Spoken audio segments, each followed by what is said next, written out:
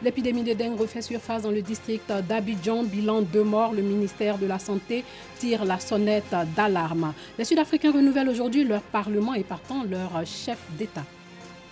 Bonsoir et bienvenue dans le 19h.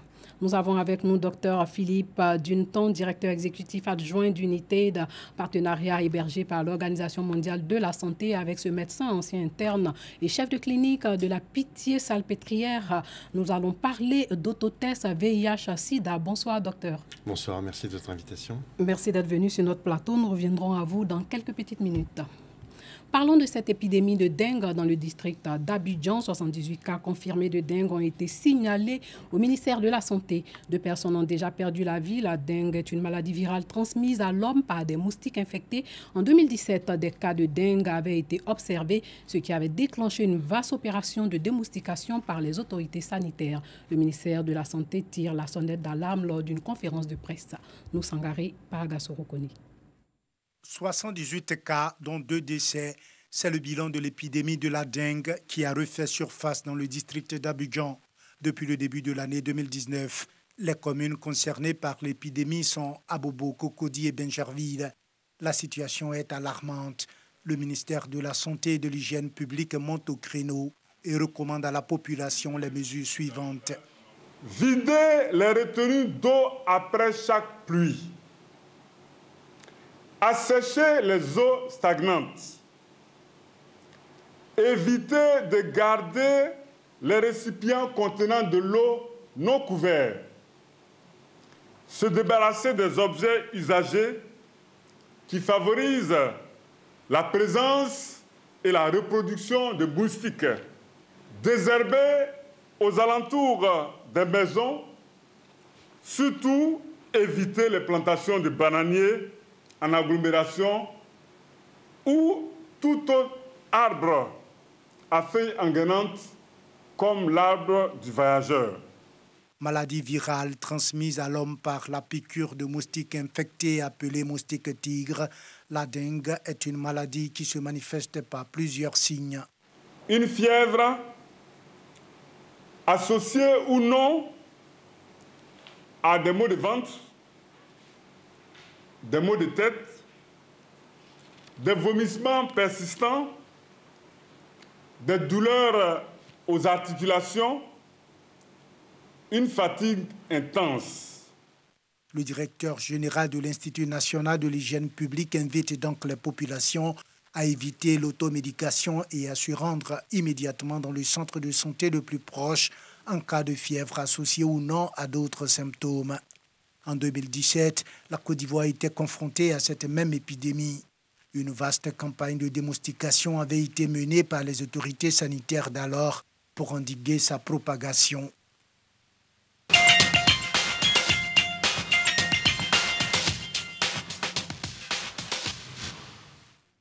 Nous vous l'avons présenté en début de journal. Dr Philippe Dunton est directeur exécutif adjoint d'unité de partenariat hébergé par l'Organisation mondiale de la santé. Nous allons parler avec lui de l'autotest VIH-Sida.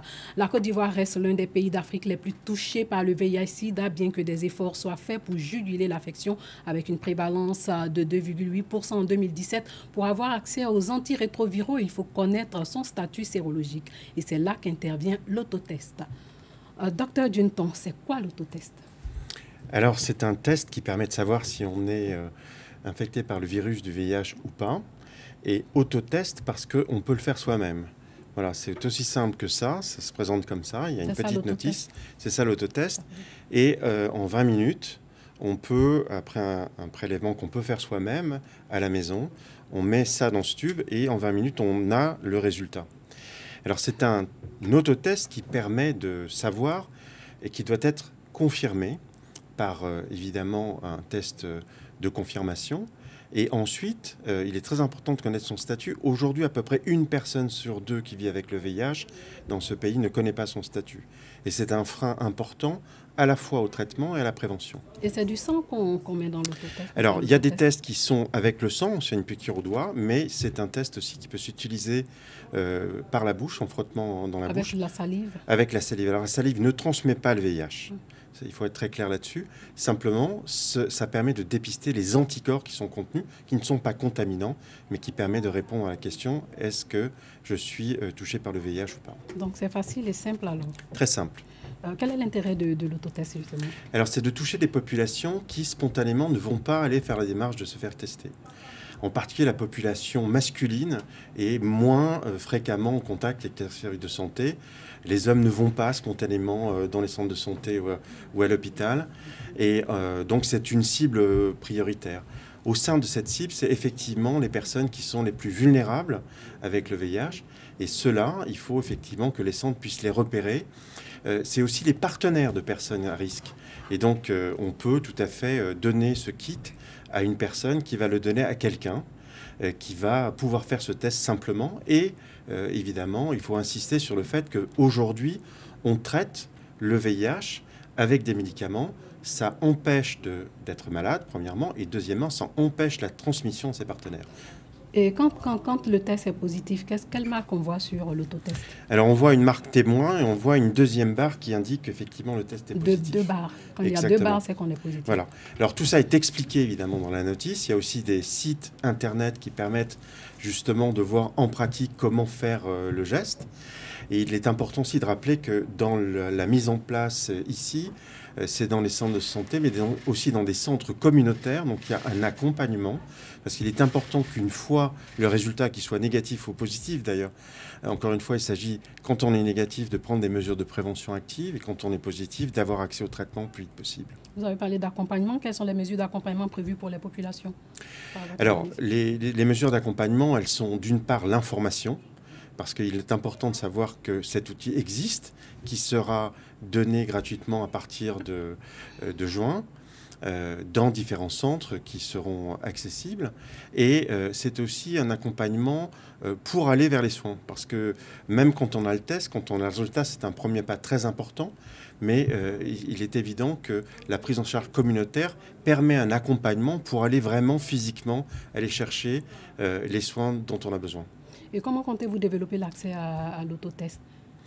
Alors, d'abord, on l'a fait. Mon organisation intervient dans 80 pays, beaucoup en Afrique. Donc, c'est quelque chose qu'on a mis en place en Afrique australe et en Afrique du Sud, où évidemment les niveaux de prévalence sont beaucoup plus élevés que ce qu'on a ici en Côte d'Ivoire. Mais chaque pays a une épidémiologie et aussi des cultures et des pratiques qui sont différentes. Donc, il est important qu'on puisse le faire aussi ici en taille réelle. On le fait dans le cadre de ce programme aussi au Sénégal et au Mali. Donc 3 situations très différentes en Afrique de l'Ouest, mais à partir des enseignements dans les 2-3 ans qui viennent, on va pouvoir le mettre à niveau à la suite de ça. Ces autotests ont un coût, docteur? Oui. Ça coûte combien? Alors, si vous essayez de l'acheter, ce sont les mêmes aux USA, vous allez payer 45 $. Nous, on a négocié un prix mondial pour notamment les pays en Afrique qui est de 2 $. Ça, c'est ce que nous, on l'achète. 1000 francs, 1000 et plus, 1000 francs. Voilà, exactement. Mais en fait, dans le cadre de ce programme, il sera délivré gratuitement. OK. À combien de personnes? Vous avez prévu combien de... Alors, ici, ça sera à peu près 300 000 personnes qui vont pouvoir bénéficier de cet autotest. Mais il y aura d'autres organisations qui vont nous aider à mettre ça à plus large disposition. Docteur Dunton, merci d'être venu sur notre plateau. Merci pour ces éclairages. Nous allons poursuivre le journal et nous espérons que vous allez rester avec nous pour poursuivre le journal. Opération de sécurisation dans la commune de Yopougon. L'indice de sécurité baisse de 2,39 en 2017 à 1,48 en Côte d'Ivoire en 2018, soit une régression de 38%. Le préfet d'Abidjan a fait le tour des commerces pour s'imprégner des réalités sur le terrain. Le préfet d'Abidjan, Vincent Toby Irié, et le préfet de police d'Abidjan Dosso Siaka à Yopougon Siporex échangent avec les commerçantes du petit marché et les transporteurs de la gare routière de Yopougon Siporex à l'effet de les assurer quant à la sécurité de leur commerce. Vincent Toby Irié et Dosso Siaka ont fait le tour des commerces et des habitations accompagnés des autorités municipales pour s'imprégner des réalités sur le terrain et inviter la population à une franche collaboration avec les forces de sécurité et de défense. L'insécurité a réellement baissé. Il y a peu d'actes criminels ici maintenant. Et donc cette démarche avec les autorités communales, mais également toutes les forces de sécurité et la police a pour but de rassurer et de dire que le gouvernement est à l'écoute des populations. Une opération de bouclage des secteurs de Yopougon-Siporex entamée par la police nationale, la gendarmerie nationale avec l'appui du CCDO, le centre de coordination des décisions opérationnelles qui s'inscrit dans le cadre de la sécurisation de la commune de Yopougon a permis d'appréhender plusieurs individus et de faire des saisies. Les agressions aux heures de pointe, telles que très tôt le matin et le soir, qui existaient ont pratiquement disparu. Statistiquement parlant, nous avons saisi en un mois plus de 100 machettes, 100 couteaux. Aussi, en un mois, près de 40 opérations de RAF ont été menées et plus de 500 individus ont été interpellés. Des résultats qui rassurent la population de Yopougon, qui s'engage à coopérer avec les forces de sécurité. Avec ce qu'on a attendu, on a vu ce matin, tout à l'heure là, on va bien dormir et on sera en paix. Mais ils n'ont qu'à compter sur nous. Merci à la police, effectivement, qui a apporté beaucoup dans cette gare-là. Ici, avant, à partir de 18h, vous ne pouvez pas traverser ici. À 6h du matin, vous ne pouvez pas sortir. Mais aujourd'hui, à 5h30, les femmes vaquent à leur occupation. Jusqu'à 19h, 20h, vous n'avez pas de problème. La police nationale entend poursuivre ses actions afin de mettre fin aux activités d'individus peu recommandables. Sans surprise, les Éléphantes ont battu leur adversaire du Togo, 5-0.